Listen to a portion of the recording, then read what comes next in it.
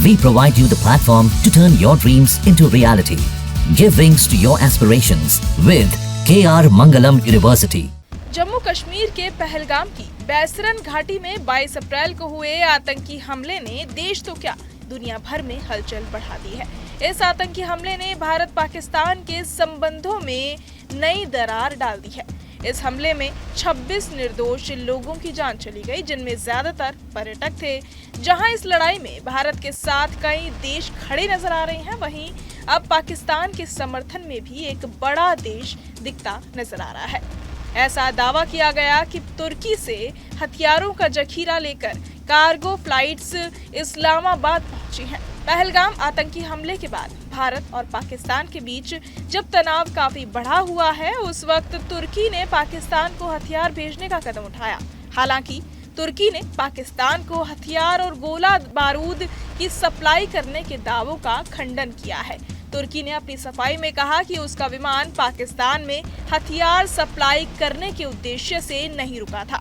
ये बयान तब आया है जब सोशल मीडिया पर खबरें वायरल हो रही हैं कि तुर्की का एक सैन्य परिवहन विमान C-130E हरक्यूलिस कराची में उतरा, जिसमें कथित तौर पर सैन्य उपकरण थे। इन खबरों के बाद तुर्की के राष्ट्रपति संचार निदेशालय ने स्पष्ट किया कि विमान केवल तेल भरने के लिए पाकिस्तान में रुका था और इसका कोई सैन्य उद्देश्य नहीं था। सोमवार 28 अप्रैल को अरब सागर के ऊपर उड़ान भरते हुए देखे गए इस विमान ने भारत पाकिस्तान के बीच तनावपूर्ण स्थिति के बीच व्यापक अटकलों को जन्म दिया।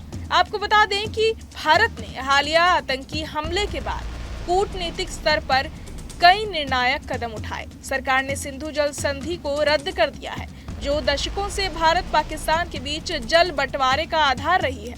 वहीं सार्क के तहत पाकिस्तान को दी गई वीजा छूट कैंसिल कर दी गई। इसके अलावा भारत ने अपने उच्चायोग में पाकिस्तानी राजनयिकों की संख्या घटा दी है, जिससे द्विपक्षीय वार्ता की संभावनाएं और कम हो गई हैं। वहीं दूसरी तरफ तुर्की के राष्ट्रपति ने भारत और पाकिस्तान के बीच बढ़ते तनाव को कम करने की अपील की है। ये बयान जम्मू कश्मीर के पहलगाम में हुए आतंकी हमले के बाद दोनों देशों के बीच बढ़ी तनातनी के मद्देनजर आया है। सोमवार को अंकारा में एक कैबिनेट बैठक के बाद प्रेस कॉन्फ्रेंस में तुर्की के राष्ट्रपति ने कहा कि हम नहीं चाहते कि भारत और पाकिस्तान के बीच तनाव गंभीर स्तर पर पहुंचे।